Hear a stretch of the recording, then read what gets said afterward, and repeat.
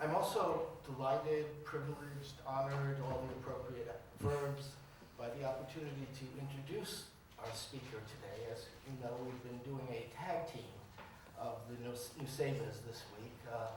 We had the privilege of hearing from Lucy, Sari's wife, yesterday afternoon, and now we continue with her husband, who is, among his many other attributes, a philosopher present, because he's not only a professor of philosophy and a president of what is emerging as one of the major universities in Palestine and hopefully in the entire Arab world, Al-Quds University, which he really put together and assembled in a way that it never existed before. Just this afternoon when we met with President Leahy, I found all sorts of new accomplishments which I had never known about Sarah in the past.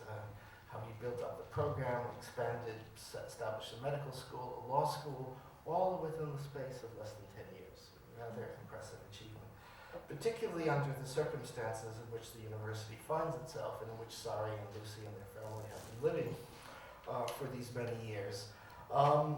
So it is an amazing accomplishment. And not only is he an academic and a philosopher and a university administrator, he's also a political activist of great importance in the Palestinian community, and he's acted as an advisor for many different elements of the peace process.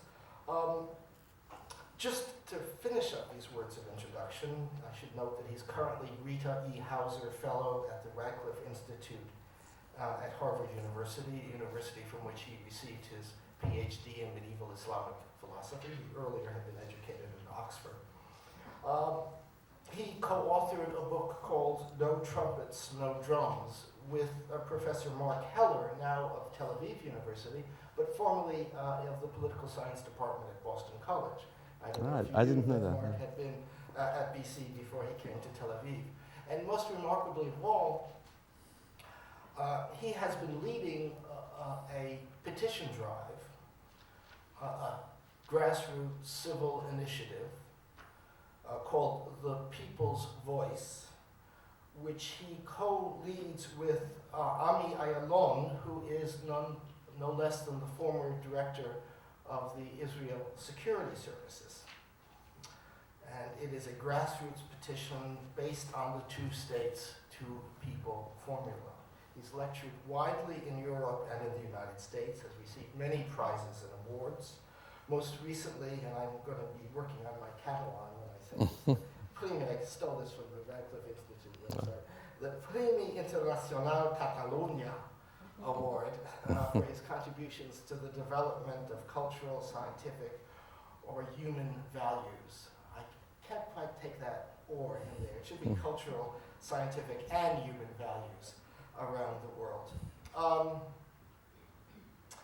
I promised or threatened Sari that I would tell a personal anecdote. He and I have been friends for more than 30 years. And he had earlier told me that he has no memory, that he simply forgets things that have happened. And I was really delighted by that, because no matter what I say about this anecdote, I know that it won't be contradicted by the speaker. I remember on one of my visits with Sari and Lucy in Jerusalem, we were driving in his old beat-up Peugeot. And I had talked about a visit I had made earlier that day to a very fine Palestinian pastry shop in the old city, which I think used to be called Abu Jafar, and now it's now called Jaffa. And I had been having some treat called kanafi, which is a wonderful Palestinian dish. And he told me that, yes, it's okay there, that's certainly a fine place, but the best kanafi is really in Nablus, on the West Bank. And he promised that the next time we got together in Jerusalem, we would make an expedition to the kanafi shops of Nablus and partake of the delights of cheesy, sweet, syrupy, crunchy pastry. It's an amazing delight. Well, I have been waiting for the opportunity of going with Sari to Nablus, and I hope, inshallah, God willing, that event will take place in the near future. And with the inspiration and the political vision and imagination that people like Sari and Lucy have displayed, I hope that day is not too distant at all. Thank you very much, and a very warm welcome for our speaker today. Thank you. Thank you, Ben. Now I understand why Ben didn't want me to disclaim the promise, but anyway, even if I hadn't made it, you know, it's an open invitation, certainly, to go to Nablus if it's possible to get in. So today, what I'll do is actually perhaps go around a few topics, raise a few questions from different perspectives, all having to do with the very difficult and hard questions, choices that people on both sides of the national divide, Israeli and Palestinian, have to deal with. You know, this is a situation of conflict, and therefore one assumes, and the assumption is valid, that such a conflict does raise major issues and major questions. And I thought I would just, you know, pick up a few from here and there and just present them, and maybe end up addressing one of the major questions that Palestinians have to face now in terms of a choice on how to deal, how to address their own future. I imagine many of you anyway will not need a kind of background in the conflict. But in any case, I'll try to do this fairly quickly, I hope, and then, you know, I'm open to any question that any of you might want to raise at any level, having to do with any aspect of the conflict. So let me start off by reading. Unfortunately, I couldn't get everything I wanted. I downloaded these things in the afternoon. I'd been looking at them over the past 4 or 5 months. So let me just start off just reading bits and pieces which reflect at least one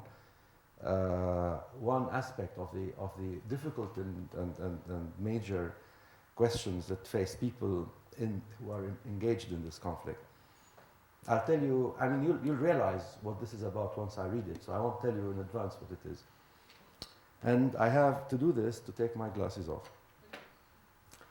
So, so these are just snippets or snapshots. Sitting in a niche in one of the stinking alleys, waiting with gun cocked for footsteps that might be heard, I run scenarios in my head of what will happen if it's an armed person. What will happen if it's just a boy? What will happen if it's a man going to get food for his family after long months of curfew? But no footsteps are heard, only our rhythmic breathing and the rustle of the combat gear we are wearing. At once I get up and give the signal to keep moving out of the Kasbah. After 8 minutes, we're already sitting in a filthy room in Gross Square, eating the cake that A's mother made, and cigarette smoke fills the room. Time to think a little before continuing the patrol. I remember one time in another world, bright green hills after the rain in Tel Arad, and the nice innocence, soldiers angry over a stretcher trip in a plowed field. And it wasn't important that this was in an IDF training ground.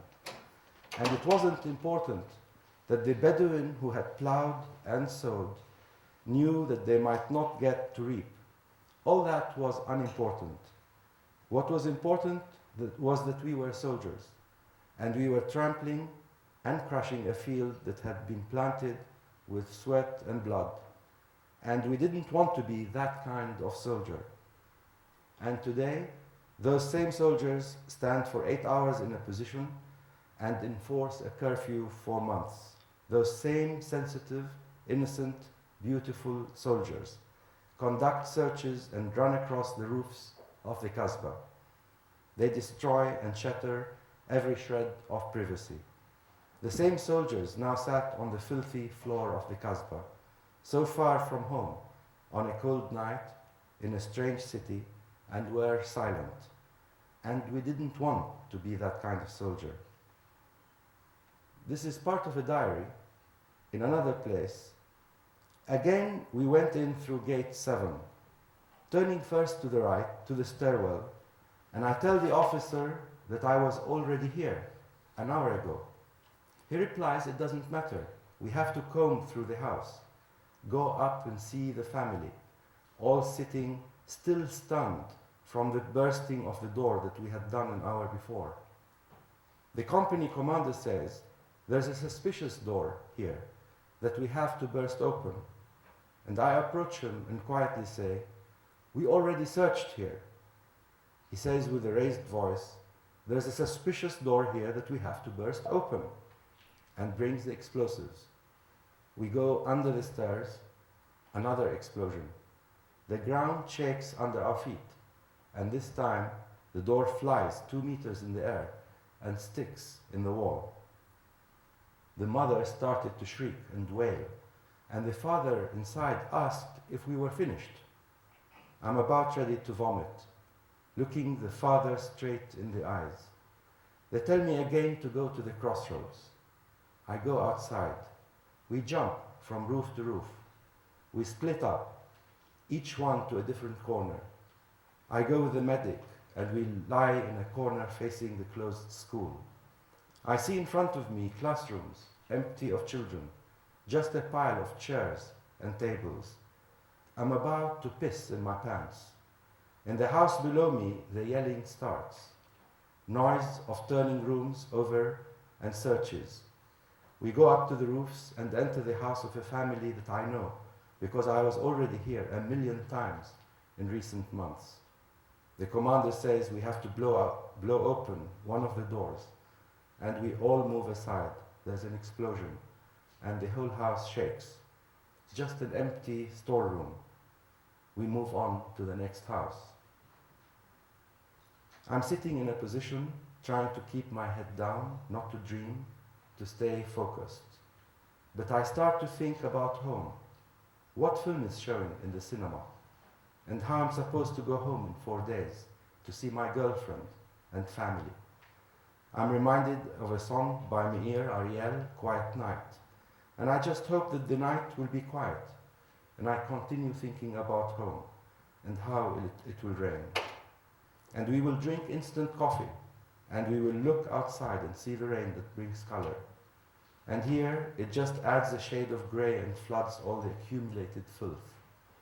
I noticed that the people on the street don't go with umbrellas, just with keffiyehs. And they lower their heads, as if they can escape from the rain and the filth and my eyes behind the binoculars that see all. This is, as you saw, bits of a diary.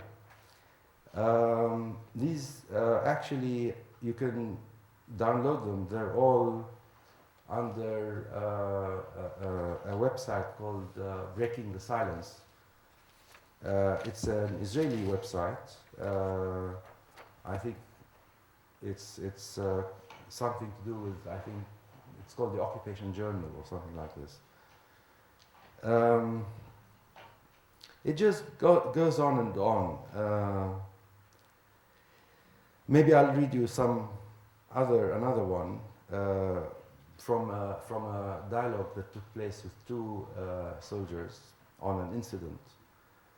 Just quickly, and then I'll snap out of this and come back to you. A week after that, we entered in order to do an arrest in the house of the terrorist's cousin. I was not in the arrest itself, but the force was stationed right below the house, and the lookout told them that there was somebody on the roof. The company commander suddenly reported a routine shooting, fired 1 bullet, and then they just continued to bang on the door of the house. No one answered. After 5 minutes of waiting, the company commander gets on the radio and says, "Could be that I hit someone." The battalion commander gets on the radio and says, "What does that mean? Did you see someone armed?" Then he says, "No, I saw a head poking up on the roof. I shot at it. I don't know if I hit it or not." "What does that mean? You don't know?" Did you see someone armed? Asks the battalion commander, and he gets on the radio with the lookout. You said that he was armed. No, he asks. They reply to him, no, we didn't see anything armed. We had dog handlers. They sent the dog in. He worked in there 20 minutes. Worked, the dog. 20 minutes. When he identifies somebody, he eats him. We heard him barking in there for 20 minutes. Second witness says, an attack dog, he eats people. The first witness, after 20 minutes, they decided the force should go in. They took the dog out. They see that he dragged the man from the roof to some floor below, eaten all over. They called the doctor just to verify death. The moment the doctor touched him, suddenly the man jumped. He was still alive. He took a bullet in the head and didn't die from it. And not even from the 20 minutes the dog was eating him. They evacuated him to the hospital where he lay for a week or two and then died. We looked for a gun in the house afterwards. We had to find a gun, but we didn't find anything. He wasn't armed. Second witness says, if we found a gun, that would have attested to his having been the armed man on the roof. First witness, it wasn't that the company commander would put the gun beside the body. That's not the point. He wanted it for his conscience. The moment he shot him, he also didn't know if that was the man we went there to catch. Well, I don't want to go on doing this. I think it's a beautiful, beautifully written diary written by an Israeli soldier, and it's part of a collection of pieces that various Israeli soldiers who have served in the past 4 years in the occupied territories have decided to bring out under the title Breaking the Silence. And this is all being reported, as I say, on a website. And just today I thought before I came, that I'll just download some of them and present them to you to introduce the topics I wish to raise, or the questions I wish to raise. Now, clearly, in these pictures, we see major moral questions being raised by the people themselves that are engaged in this conflict. And moral questions like that abound. By moral questions, I mean, for example, how the human being is supposed to feel towards other human beings against whom they are fighting. How they feel about destroying houses, breaking, blasting doors, creating panic, fear, letting dogs loose, what have you. Clearly, the people engaged in this as soldiers are deeply worried by what they are doing. I'm not saying all of them are worried. Actually, there are bits which show us that there are some who somehow, unfortunately, and in a very ugly way, in fact, enjoy some of what happens. But human beings are different and vary. And there are those like this and those like the ones that I've just read out from. Now, on the Israeli side, there are other issues that are raised, questions that are raised. For example, and I'll go now to the extreme opposite end. If you think about the settlers, and as you know, the settlers, some of them are people who in fact hold very strong religious beliefs. And they believe, therefore, among other things, that it is their duty, their divine duty, to go and settle in the land that is considered by us, the Palestinians, as ours.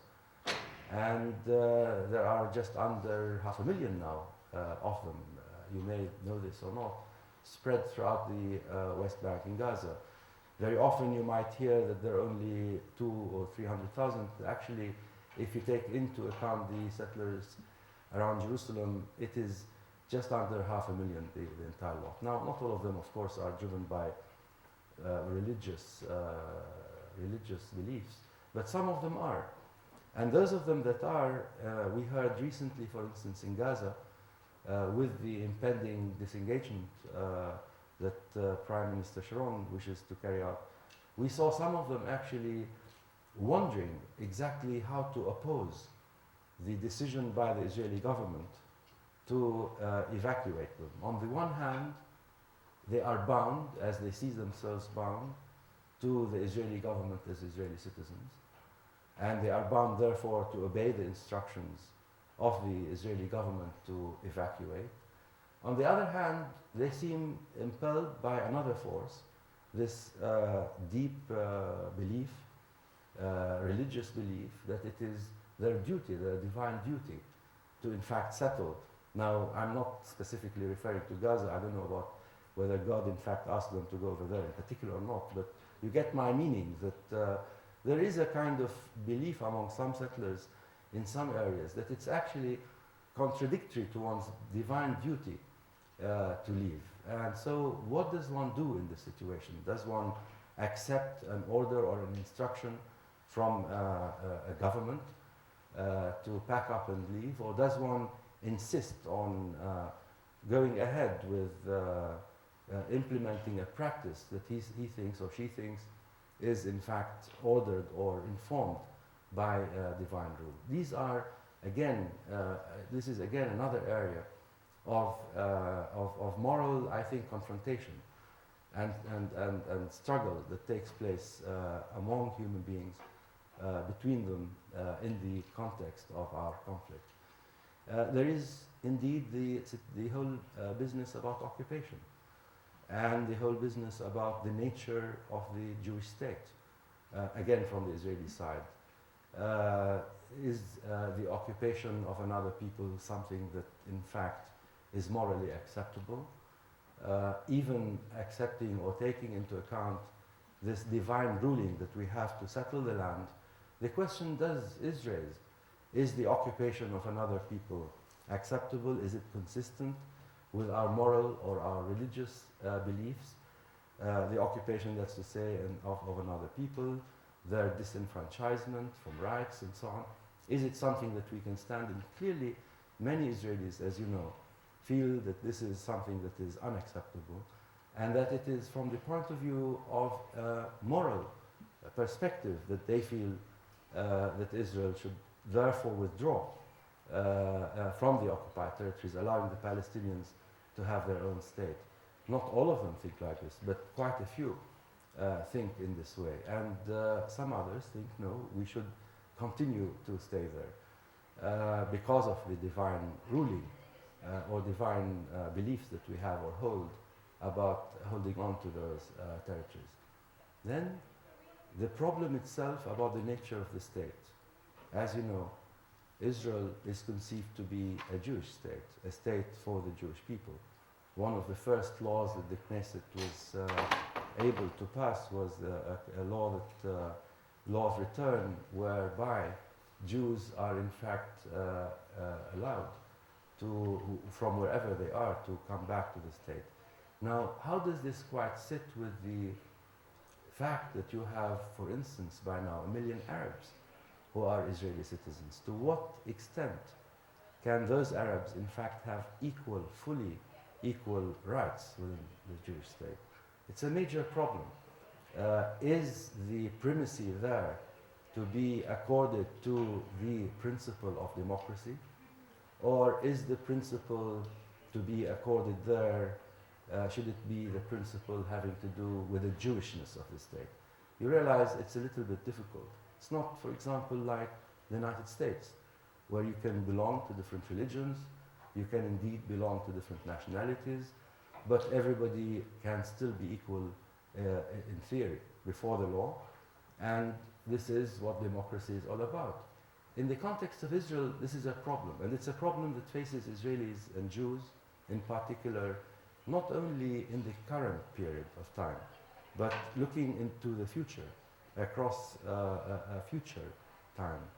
Because given the rate of growth, population growth of the Palestinians and that of the Israelis, it is quite conceivable that in the year, say, 2060, 80, that there will be quite a few more Arabs who are Israeli citizens living within Israel alongside the Jews of Israel. And the question then becomes far more, I believe, clear, whether in fact the primacy should be accorded in such a state to principles of democracy, or should the primacy be given to principles of there being a Jewish state. Maybe the question can be answered, but it is a question.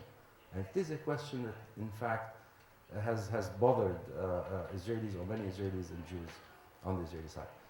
Now, on the Palestinian side, there are various similar or analogous or parallel moral issues, questions, and problems.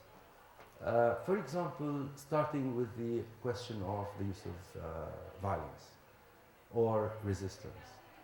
Now, clearly, against the background, especially of the use of suicide attacks and attacks against Israeli civilians and targets, Palestinians have been arguing about the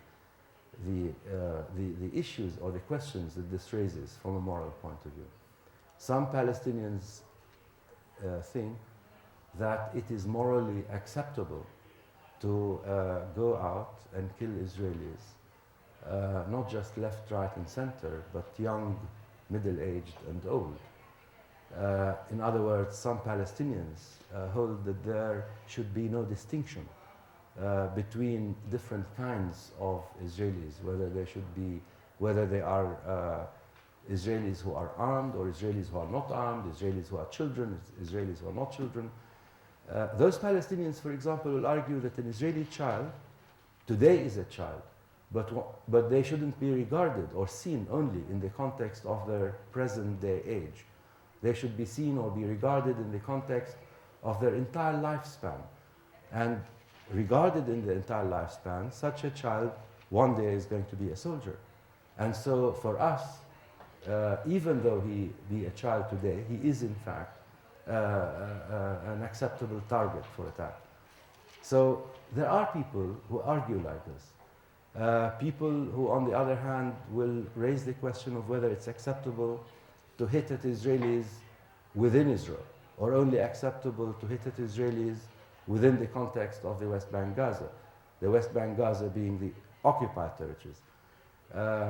Questions are raised. Is violent resistance acceptable even if it is only against combat units? Is it acceptable only within the context of the occupied territories? Or is it also acceptable in the context of Israel properly so-called? It's a major question. The occupation, as you know, is actually a presence of Israel within Palestinian areas and cities. So some Palestinians will argue, since the occupation is the presence of Israel among us, so we have every right to go and attack back, even within Israel. Now, I'm not saying that all of these people who argue like this argue also that they should hit at children and civilians and so on, but they will argue that, for instance, military targets within Israel are acceptable targets. Now, this is a debate that's going on. It sort of raises questions about the value, human value, that people hold. It raises questions about what we believe are morally acceptable things to do. It raises questions about, for example, even if we had a moral value as an end, whether the means used to achieving that end have to also be tempered by the justness of the cause, so to speak, of the end. Or can we just go about doing everything, flaunting all kinds of principles in the pursuit of what we believe to be a just end? Some of us argue that it's impossible to differentiate between means and ends. That if what you are seeking is the establishment of a just society or a moral society, then no amount of justification can actually serve to justify, to support you in carrying out, for instance, attacks against civilians or attacks that are considered immoral by you. Now, these are some of the issues, but I want to focus on one issue, that the Palestinians now are up against. And the issue that the Palestinians now are up against is to do with two rights, which I will discuss a little bit, and this will be my last part, so to speak, of my initial talk. Two rights. As you know, the Palestinians, on the one hand, let me use the term claim. The Palestinians, on the one hand, claim that we have the right to live in a free and independent state. And on the other hand, we also claim we have the right of return. And by the right of return, we mean all kinds of different things, but a lot of us, many of us, believe that what this means is a return wholesale to pre-67 Israel. As you know, the number of refugees today is quite high, actually, perhaps more than 2 million people who are registered as refugees in the books. But the number of Palestinian expatriates is much larger, of course. But the ones that are actually registered in the books as refugees perhaps exceeds 2 million people. And some people believe that by the right of return, what one means is the actual return of the refugees who were created in the 47, 48, 49 conflict to be able to return to their original property and homes. Now, clearly, Israel will not accept this, the return of the refugees into Israel, for different reasons. We can discuss that. But the other thing is that given that Israel will not or does not accept this, is what do we do with the other right that we claim to ourselves, namely the right to, in fact, reach an agreement with Israel on the basis of which we can create an independent Palestinian state. Here, you seem to have an evolving kind of conflict between rights. On the one hand, you have the right to create a state. The creation of the state, on the other hand, is based upon, or will be based upon, an agreement with Israel. Israel, in its agreement, is not expected to accept the return of the refugees wholesale, as you might claim on the basis of your other right. So what do? Do you accept to go into that process, create a state that will bring about freedom, or do you hold off going in this direction in order to be able to continue upholding your other right, the right of return? Now, this is one of the areas or the questions that's very much on the minds of Palestinians in the recent years. And the reason it's on the minds of the Palestinians in recent years is that as the peace process, the possible potential peace agreement between Israel and the Palestinians is becoming clearer in people's minds, it is also becoming clearer in people's minds that such an agreement will have to be based on, in fact, forfeiting one of the rights in favor of allowing the Palestinians to practice the other right. This is becoming clearer, and people have therefore been having a lot of discussions about this. Now, my own sense is that this is one of the moral issues that has to be treated and is being treated. But let me present it in the following way. In my opinion, very often in life, people have clearly or have more than one right. I'm not sure if the language of rights is a good one, but anyway, let's use it for the purposes of just making things clearer to ourselves.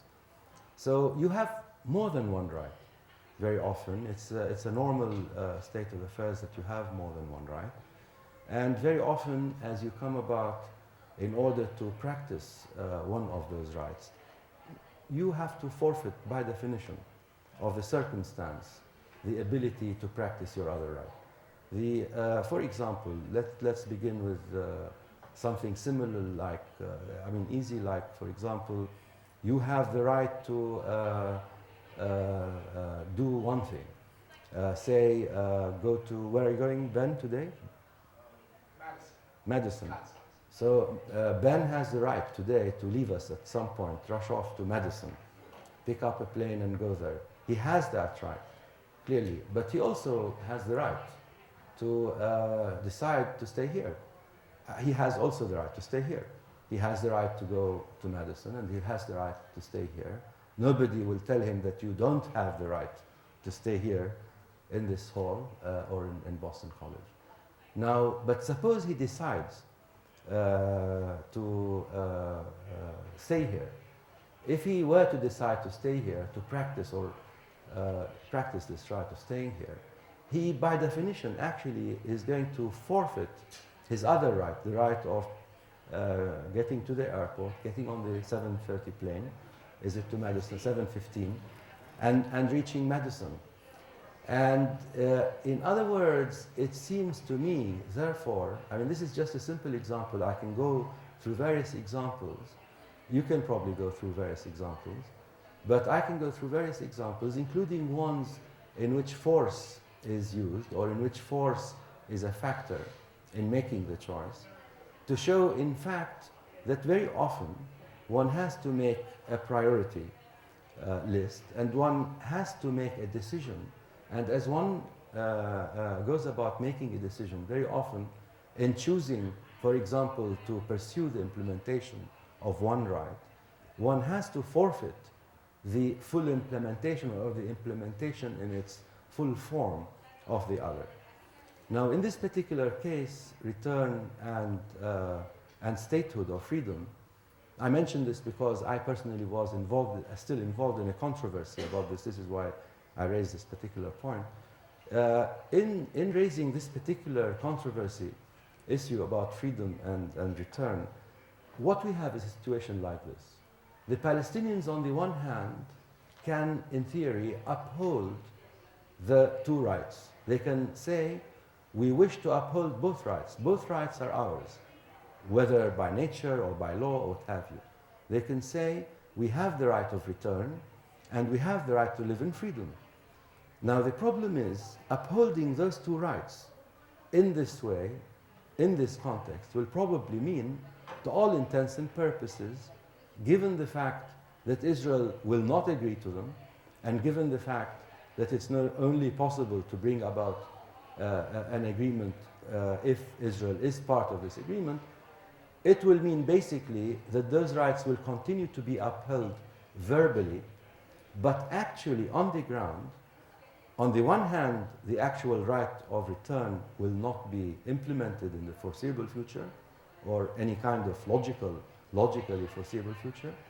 But also, in addition, the right to freedom will not be upheld, maintained, or achieved, because the pursuit of the struggle to achieve that right, the first right of return, will probably prevent us to reach an agreement by which we can implement the other right.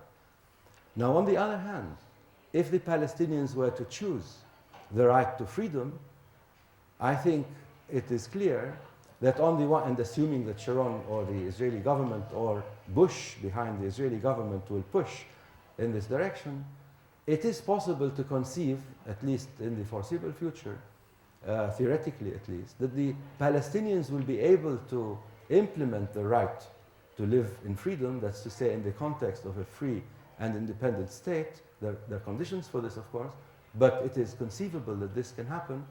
And in the context of this happening, it is then, or would be then, possible to implement at least partially a right of return, in the sense of allowing many of the refugees who today are living in terrible conditions in refugee camps, say in Lebanon or Syria or Jordan, to allow them at least to return, if not to their homes in pre-67 Israel, but at least to a new life in their homeland in the context of the Palestinian state. Now, would this be a moral thing to do? Would you, by upholding the right to freedom, be betraying the Palestinian right to return? Or would you, in fact, would you in fact be doing the absolutely moral thing to do or the right thing to do? Because by doing it, you would in fact be addressing the problem of the refugees in the refugee camps that otherwise has not been addressed and will not conceivably be addressed under the umbrella of calling for the rights of the refugees. I don't know if you're aware of this. Very quickly, I'll end up here. But in Lebanon, for example, there are about 200,000. It's not really clear how many of them there are because it keeps changing. There are about 200,000 Palestinians living in refugee camps. Now, the refugee camps in which they live are in very bad conditions. We're talking now about 50 years, down the road from the birth of the refugee problem, about children being born today. Now, the question that a political leader and a decision maker and a public moralist should ask themselves is the following. Is it right to leave a child that is now being born, today being born in a refugee camp, in such a place as in the Lebanese refugee camps? Is it right to leave them to grow in a context to a life which we can tell in advance will continue to be the same kind of life that their parents and possibly their grandparents lived through, to live in a situation of poverty, to live unable to have a future? There are about 29, I think, or I don't know, 39 different kinds of professions or jobs in Lebanon that refugees in Lebanon, Palestinian refugees in Lebanon, are not allowed to work in. In Lebanon, you cannot, in a refugee camp, renovate your own house. If you are growing as a family, you cannot bring in cement from the outside into the camp, and there are soldiers standing at the gates of the camps that will prevent you from doing this because you are prevented by law from renovating or doing any renovation in your house. So there you live in the gutters. You live in camps that have been like this on the whole since the time that they got started, and there's no future for that. So the question is, do you betray the cause of the child that is born today in the gutters of the Lebanese refugee camps? Do you betray his right by pushing for the right to freedom, the right to create a state, the ability to therefore create a new condition to which to bring such a child, to provide him with a future? Are you betraying the cause, or are you betraying your rights, or would you in fact be doing things? My own position is that a political leader, Palestinian political leader, in fact, it is not only right for them to be doing this, but it is their duty. And I believe that the Palestinian leader's duty, therefore, is to face up to the facts, speak honestly to the people, not honestly to power, but speak honestly to the people, and basically tell them what's possible, and go for what is possible in order to create a new future. Because the past cannot be retrieved, not only in this case, but in any case. Nobody can, in fact, as far as I know, jump into a time machine and jump into the past, or go to the past and put the past in a time machine and retrieve it into the present. I myself was born the son of a refugee. I was born in Damascus when my mother had actually been made to leave the country. It was not before 2 or 3 more years that she was able to return to Jerusalem. She still has dreams about her home. The home was blown up by the British before '48. The property was confiscated. And what I tell my mother is that I can't take you back, but I can at least work to build a future for you in which not only you yourself will be able to live comfortably, but where you will also know that I, your son, and my children, your grandsons and granddaughters, will at least have a better future. This is my moral message. My mother, I think, accepts my argument, So now I think I'll leave it up to you to see whether you accept it too. Thank you.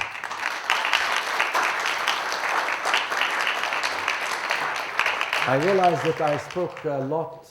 Maybe the people that wish to ask about specific things, but Let me just alert you to a series of rights and claims, which I have just been introduced to in the last few minutes. It seems there's some kind of uncertainty about who has the right to this room. And we understood that we could be here until 6 o'clock, and I was just told that Romance Languages was going to show a film at 5, but their film crew has yet to appear, and so they don't quite know what's happening. So I think what we'll do is this: we will start the discussion. when the film comes, we'll watch it. We'll find the film comes, we'll watch it. There also should be food coming as well. Is that right, Lena?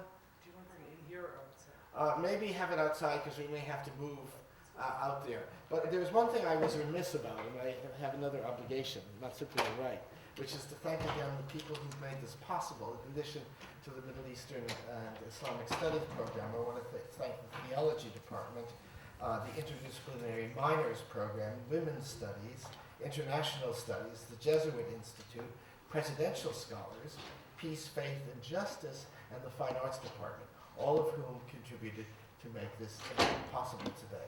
And with that bit of advertisement and the explanation of another example of conflicting rights in our own immediate lives, I turn the floor over to you for questions. And I, sorry, gently and delicately and charmingly inform all of you, I will have to leave in a few minutes, and my colleague, co-director of the program, Professor Ali Banu Azizi, will take over the host responsibilities in my absence. So please, let us begin with the questions. Thank you. Go ahead. You brought up a number of interesting issues, and I was happy to hear everything that you had to say. In particular, the issue that troubles me the most is the issue of the concept of a Jewish state and the conflicts that has for me as someone who, in theory, supports that idea, but also wants to see as liberal of a society as possible, and that does conflict. But on the other hand, it's not a unique problem to Israel. It exists in European countries, and certainly in the Arab states. And my question for you is, how do you foresee the Palestinian state being free of that problem of having, a Palestinian character, especially given that there, like you said, there are 500,000 Jews in the West Bank who I personally don't see going anywhere anytime soon. Okay. Let me just tell you, the Arab world, as far as I can make out, still does not even recognize it as a problem. In Israel, at least, there is a debate about the conflict between a democratic political system and a Jewish state. The debate exists. In the Arab world in general, if I'm not mistaken, people will tell you we have no problem, we're very democratic. But actually, we have a major problem in the Arab world. And the major problem has to do with the fact that we are ruled by authoritarian regimes. There is incredible discrimination against minorities, whether it is a Christian minority or discrimination against gender, women. We have a major struggle ahead of us as Arabs in order to create an open society. And certainly among Palestinians also, within the Palestinian community, although we pride ourselves as Palestinians to be a little bit more aware of the problems, we still suffer, I believe, from not yet getting there, being there.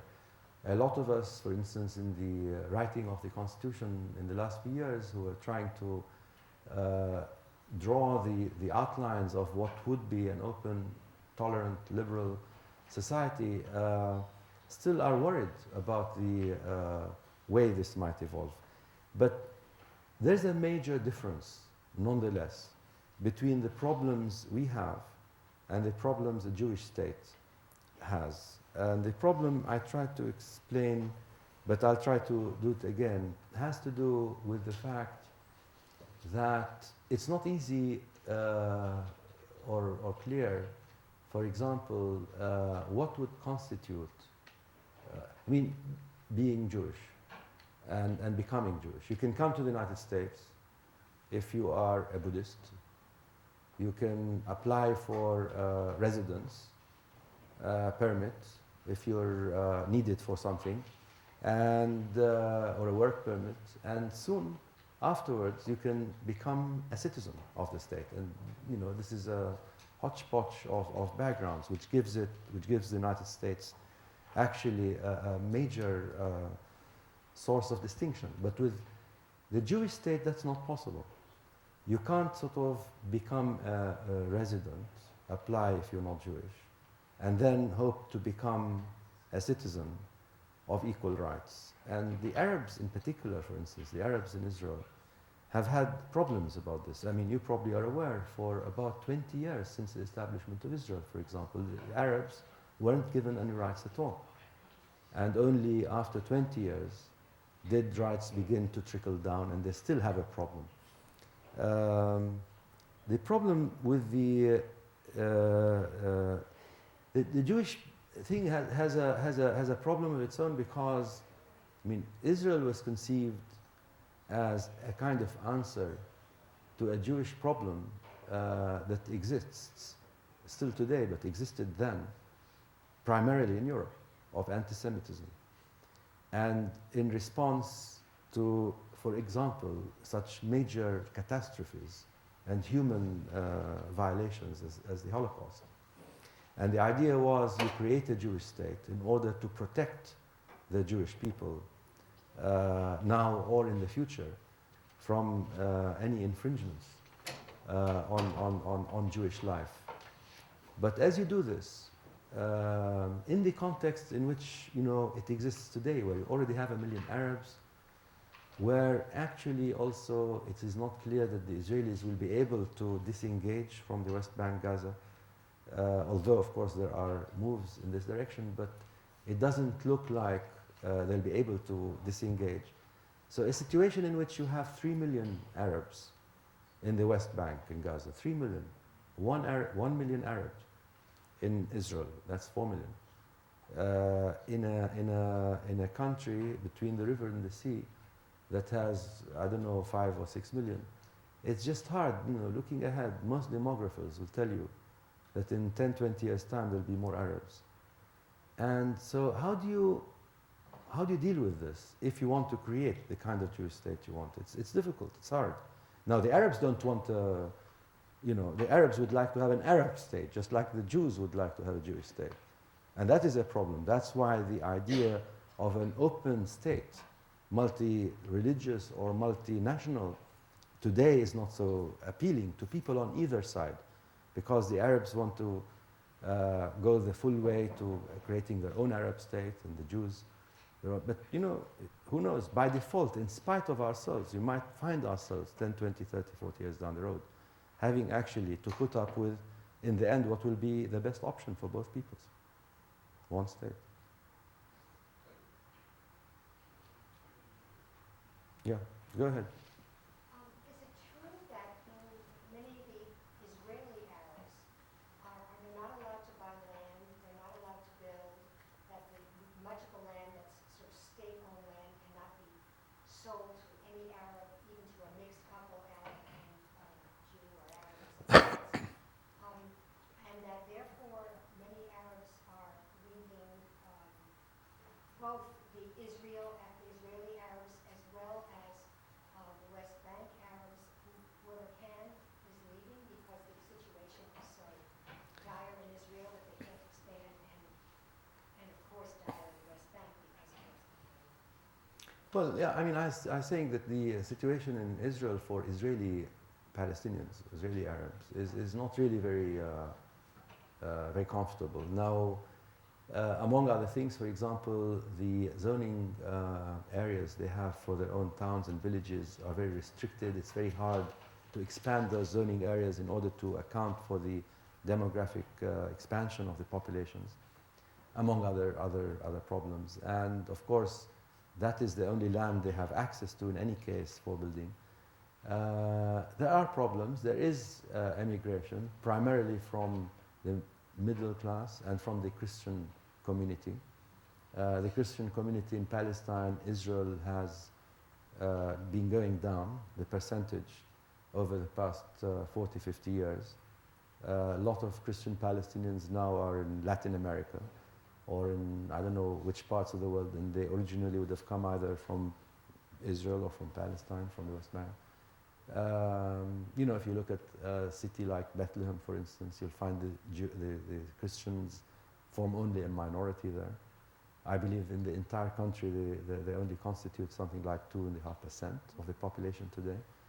And it's a major loss to the Palestinian people because, you know, they kept, they had a major role, I believe, to play in making the Palestinians somehow a little bit ahead of other neighbors in terms of their openness to cultures, religions, and societies.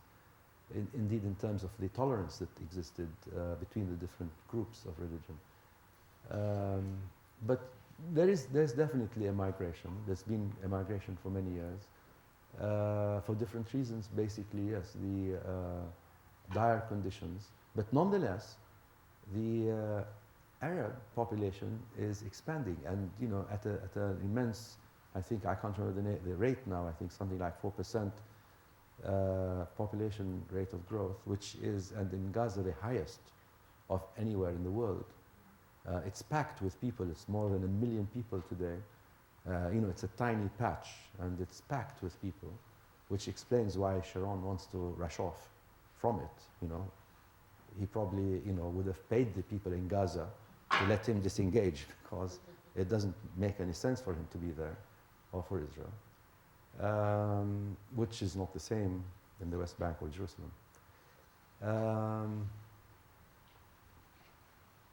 Yeah, I mean, I don't want to sound negative, by the way. I mean, I think that that history is made by us, by people, and that if we take a positive attitude, we can make a difference and we can create a different future. We can, in fact, impact how things evolve. It is we that, either on the Israeli side or the Palestinian side, are creating a tragedy or a tragic situation. By the way, Israelis are also leaving.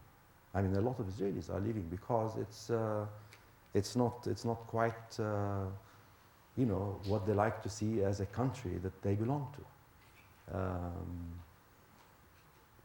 And they seek sort of opportunities outside. No, of course, those that are left are not the better part, just as on the other side. So we have a problem in that. Yeah? I'm wondering that this is a conversation I've been looking for and haven't known where to find. In the United States, and particularly in Western Europe, there are a variety of balances between church and state. There's a kind of militant secularism in France. There's a hands-off, let 1,000 flowers bloom kind of ecumenicism. There's an established Church of England. And yet in England there are many ethnic and racial difficulties, but not because the Church of England is an established church. And I can understand why neither Palestinians nor Israelis would want to look to England as the model. But I'm wondering, I mean, the sort of the role of the Anglican established faith in England is held in such a way that it isn't obnoxious to the civil rights of ethnically diverse people. Is there some way for a Palestinian state to be Arabic, for a Jewish state to be, an Israeli state to be Jewish in ways that don't reduce everybody else to second-class citizens? Well, I think religions are, again, I mean, I'm not going to be, what's the word, blasphemous, but I'm going to say that many aspects of religions are actually the creation of people. You know, one can leave other parts of the making of God. So, for example, take Islam.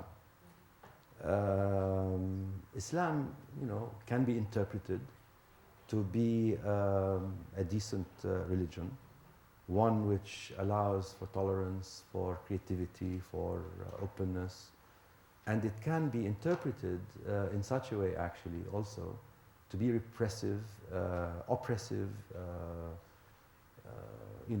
ugly.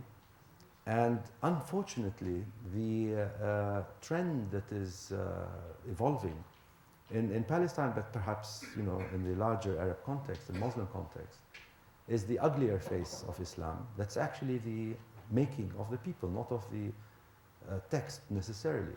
You can interpret texts. There are clauses that go in this direction, and Islam hasn't done that in a way that Judaism has to some extent, and certainly in a way that Christianity has done it. I think Christianity has been able to, over many years, to sort of somehow create a way of making it possible for the coexistence of faith and belief and so on, together with civil rights and individual autonomy and open society and tolerance and so on, pluralism. But Judaism has a problem that is connected not to the religious text so much as to the political context of the Jewish state. And Islam has a problem in the sense that it's running off all the time to places like medicine. Islam has a problem in the sense that's Ottoman Islam. I was front man, straight man. Thanks. Thanks. Islam has a problem in the sense that I don't believe in the Muslim world, have actually still come to the point of even addressing the question as with democracy. We haven't actually come to the point of addressing the question of, what's good, what's not good, and it's been tried perhaps a little bit here and there, but we haven't addressed it. 2-3 weeks ago, I read in the newspaper about a professor of linguistics in Saudi Arabia who was taken, somebody had taken his case to a religious court. Now, it wasn't even reported in the newspaper where I read this in Arabic, what he was supposed to have, said. But it was reported that he was taken to this court, and the religious court had decided that he had, blasphemed at some degree or another, and they ordered that he be whipped, 80 whips, or I don't know how many, and put in jail for I don't know how long. And this is a professor of linguistics in some university. Of course, when the religious court actually produced this ruling, the royal court actually intervened and stopped it and said, no, that's not the jurisdiction of the religious courts. This sort of falls under another heading. But I mean, you had to have the interference of somebody higher against this thing that was happening. This guy is a person who translated Chomsky into Arabic and various other works. I mean, it's but this is look at what's happening in our own area. I mean, the Hamas thing. For example, I mean, how are they going to treat women? I have no idea. I mean, I want a state that's open, that's democratic, that has equality between men and women. But if you have an Islamic state in the negative sense, where, for example, the rights of women are held down, it's a major, and it has to be addressed. Someone has to stand up and say, for example, that at the time of the Prophet, when he decided to give women, 3/4 rights, when they didn't have any, what he really was after is giving them full rights. He was only able to give them 3/4 rights at that time, but going in the spirit of what he did, today we should call for full rights. This is what Muslim leaders in the religious, whatever, should be standing up to say. But what we have them standing up to say is the exact opposite. 3/4 right is too much. And we have to keep them behind the veil, and we have to keep them silent, and they shouldn't raise their voices, and they shouldn't even raise their eyes to look at men, on an equal. But who does this? God? No. It is us, human beings.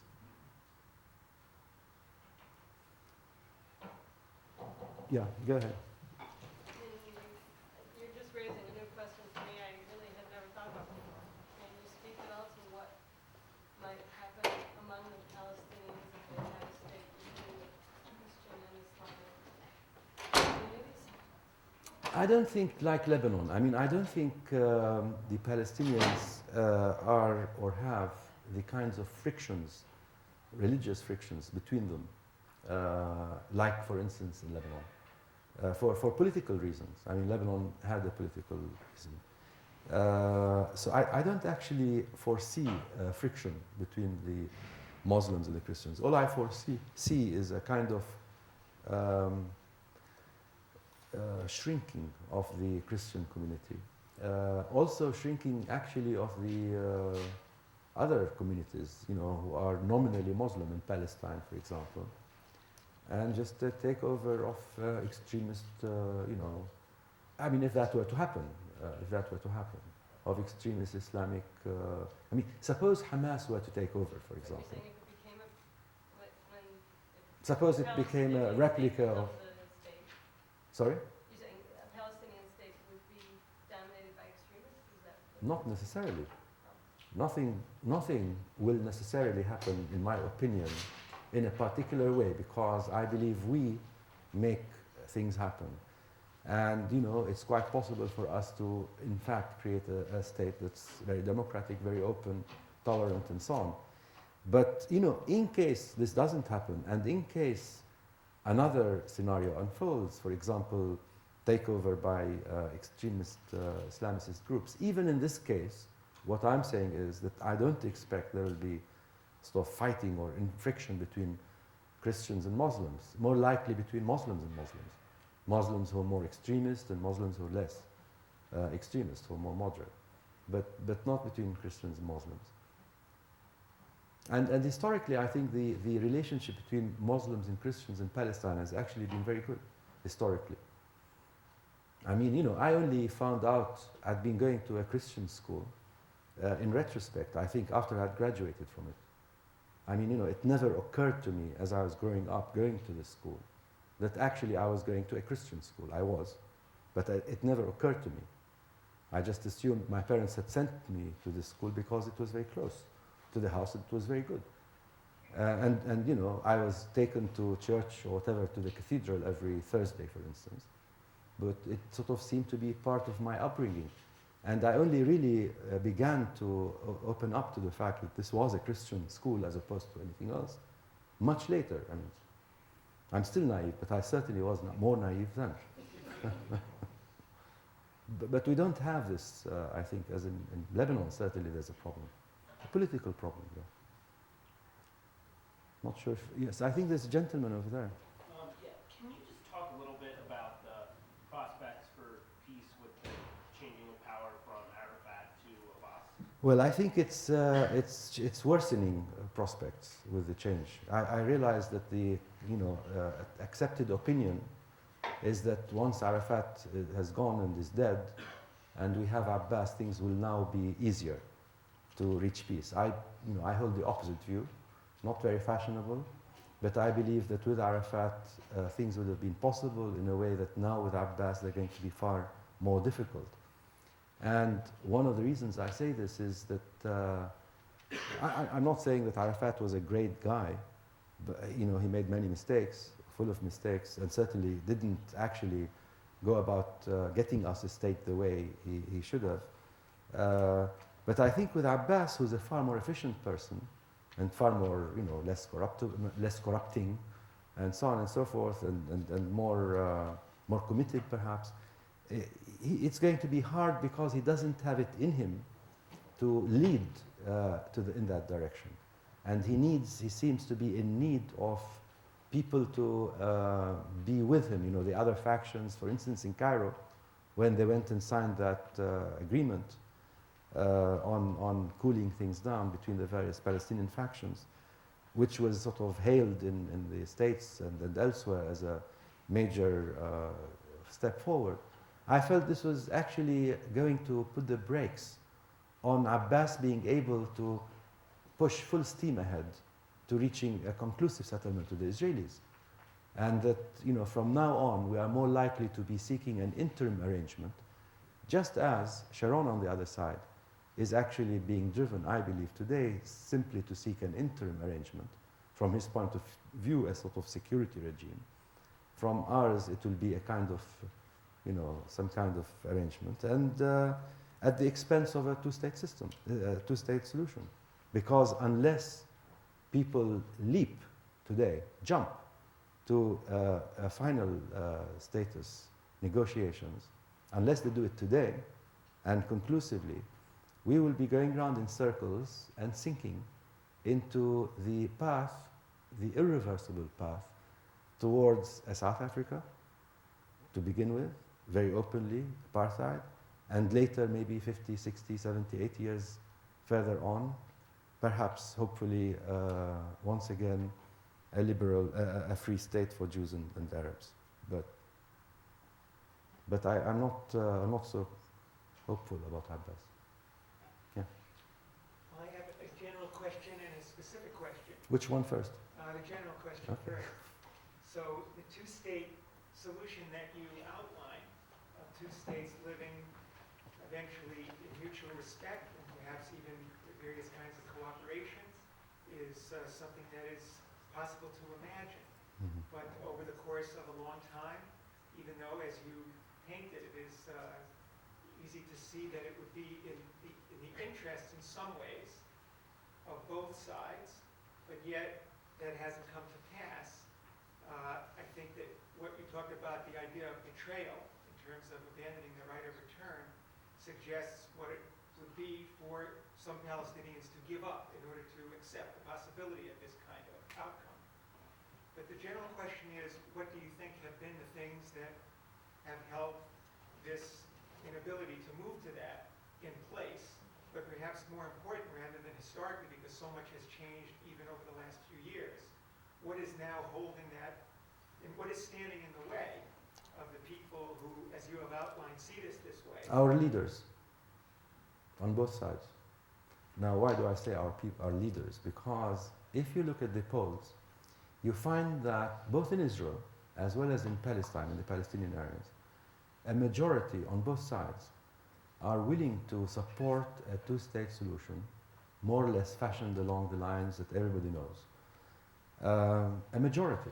But nonetheless, clearly on the Israeli side, in particular, the leadership is going in another direction. And on the Palestinian side, our leadership hasn't been able to go in that direction. In my view, I believe our leadership now, speaking as a Palestinian, should have been in the past and should be today very clear, open about its commitment to a two-state solution, not only in the abstract sense, but in the sense also of what price it is willing to pay. Now, this is a conditional offer. We, the Palestinian government, we, the Palestinian people, are prepared to reach a conclusive and final settlement with the Israelis. On this basis, we are prepared to give that up, but in return, we are prepared to, therefore, go for this. And if the Israelis want it, they are welcome to having it from us. And I think at least this kind of openness we didn't really see in the past among Palestinians. And, in addition to this, of course, there's this anger that always is expressed by Palestinians. Anger, frustration, pain, that's always expressed by Palestinians in ways that are misinterpreted very often by the other side, to mean that the Palestinians really are not ready at all for a conclusive settlement to the Israelis. Now, this is on our side. On the Israeli side, the $1 million question is, how do you translate the 80% public support for a solution that I know will be acceptable to the Palestinians? How do you translate that into a political force? How do you get it how do you get it to have traction, political traction?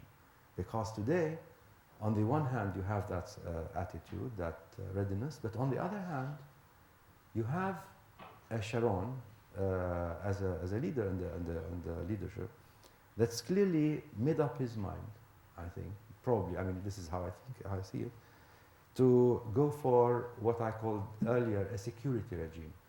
In other words, not a final settlement with the Palestinians, disengage from Gaza because that's a demographic problem, maintain hold over the West Bank, hegemony over the whole area, keep the settlements in the West Bank in place, certainly in Jerusalem, continue to expand them, make sure that Jerusalem is no longer negotiable at any time in the future by any future Israeli government.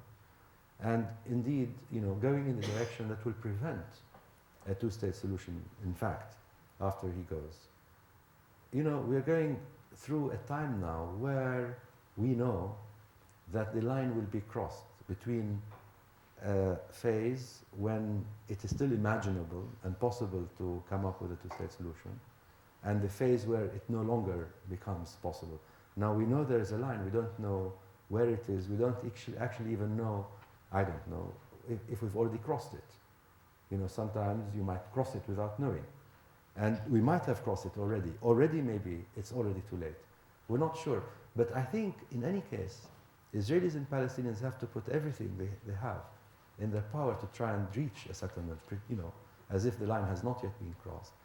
Because both sides are going to suffer far more in the next 40, 30 years than they have in the past. I mean, it will be continuing suffering and bloodshed of all, and so on. And I'm not sure it's worth it in the end. I'm not sure if it's worth the suffering that human beings go through.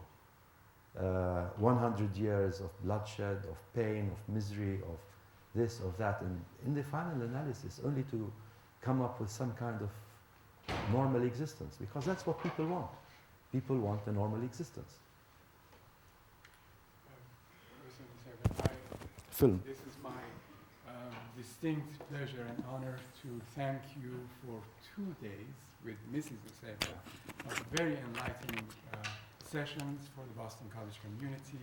And I'd like to ask everyone to join me in thanking you publicly. Thank you very much.